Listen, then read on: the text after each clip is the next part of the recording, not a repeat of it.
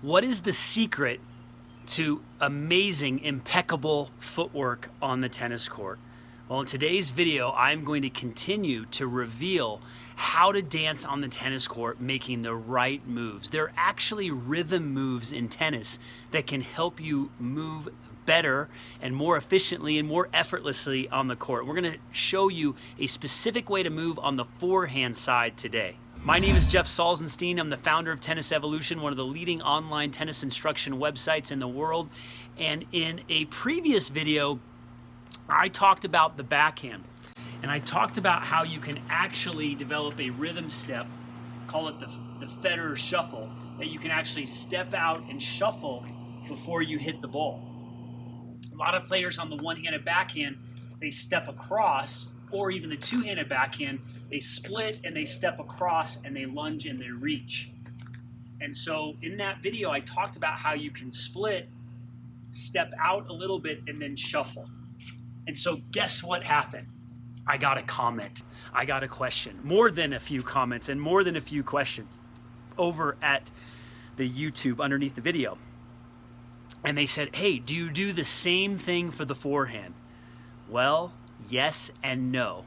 The forehand's a little bit different than the backhand, and I want to share some things with you today that's going to be eye-opening, revealing, and really give you clarity on how to move more efficiently around the court when it comes to the forehand side. Now, there are a lot of footwork patterns out there. If you study the pros, you're going to see that they move in different ways. Sometimes they do it naturally. Sometimes they've actually rehearsed that move for many years until it looks natural. With the forehand, let's think about the same concept. So if the ball is to the side of me on the backhand side, I can step out and shuffle. And just so you know, if the ball's a little further away, I can actually cross over and step in. You'll see Djokovic cross over a lot. You'll see others shuffle first. You'll see Federer shuffle first on the backhand. But on the forehand side, you can do a similar thing if the ball is a few feet away from you. Whereas on the backhand side, you can actually shuffle out even if the ball is wide. You don't have to cross over as long as you have the time. So on this forehand here, when you come out of the split, you can actually step out and shuffle and then step in. This is not really taught. I haven't seen anyone teach this before, where you come out of a split, you step out, you shuffle, and then you step and hit.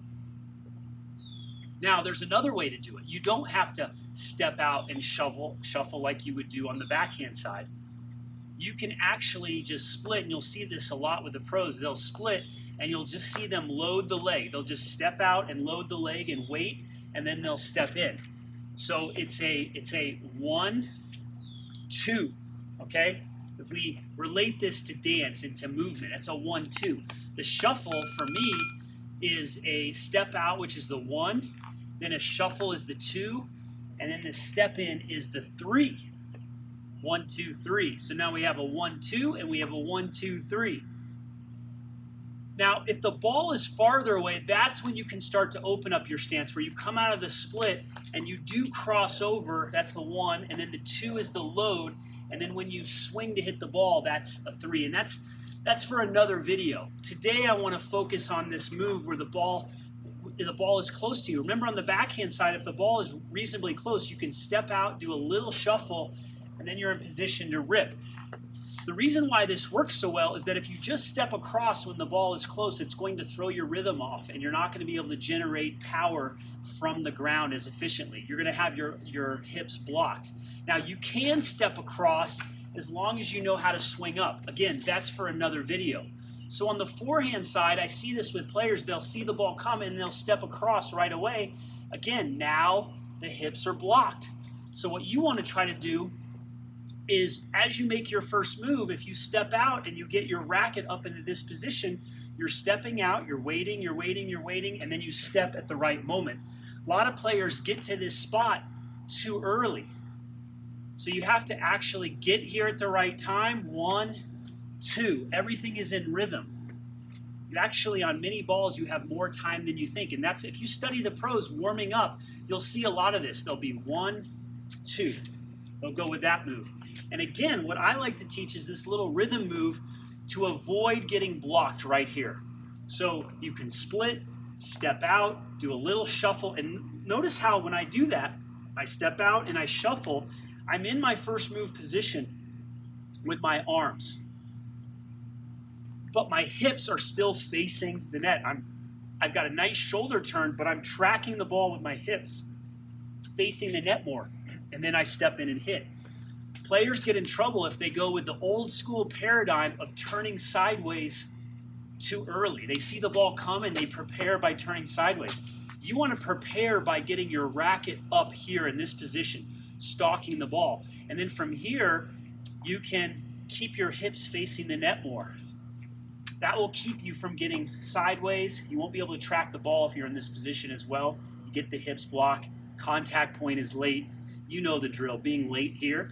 You can avoid being late if you get a good shoulder turn, okay, and you're able to coil with your upper body, but you keep your hips facing before it's time to go. You see that?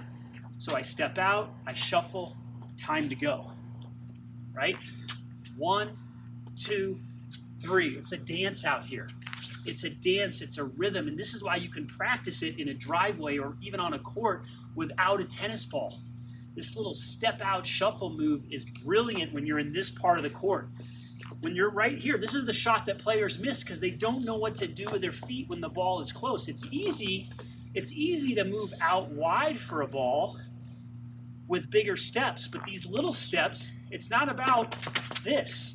It's about rhythm at the right time, where it's about 1, 2. And you want to practice these moves over and over again. So to summarize, on the backhand side, you're going to step out and shuffle more, much more. You can pull that off on the backhand side more. You can actually do it on wide balls like this. You wouldn't do that on a forehand. I mean, I guess you could, but you wouldn't do that on a forehand like that. On a forehand, you would simply cross over and hit open. On the backhand, you can cover more ground with that move. Even with a two-hander, you'll see Andy Murray do this. They'll do that move. It also works, by the way, moving up to the ball. So if you come out of a split and you can move up a little bit like that, you do just a little shuffle step like that. Instead of that whole move is to avoid stepping across, okay? If you can step across but then get on this leg and stay relatively open, then it's okay. So just keep that in mind. You'll use this little move when the ball is about a foot or two away from you. Stepping out and step, right? Step out, step. Or a little shuffle and step. As soon as you go 5 feet, 6 feet, now you're going to add the crossover and hit it more open. And hit it off your back foot. On the backhand side, again, I've seen Federer cover 20 feet to get out to hit a backhand. So you can shuffle out wide. It doesn't have to be in a confined space. That's the one big difference between the forehand and the backhand when it comes to movement, when it comes to shuffling first. So I hope this was illuminating for you. Again, I wish I had someone teaching me this movement when I was 8, 9, 10 years old. I did a lot of my movement naturally, but it hurt me later in the game when I didn't have my footwork down on both my forehand and my backhand. And I want you to get this down. Tennis is a dance, and I'm absolutely passionate about teaching you how to move efficiently out on the court and to understand movement, that there's rhythm about it. It's not about just moving your feet. It's about how you move your feet. And I want to help you with that. I'm committed to that with all the years I've been studying the game. And so if you enjoyed this lesson, I have more footwork lessons for you. I have more lessons on the rest of your game. I want to earn your trust. I want you to believe that I can help you get to the next level. And you know what? Even if you don't believe, take a chance by going on that next step. And you can do that by clicking the link below or somewhere in this video. My why is to change the paradigm in how tennis is taught, to make tennis an easier game to learn, because it can be.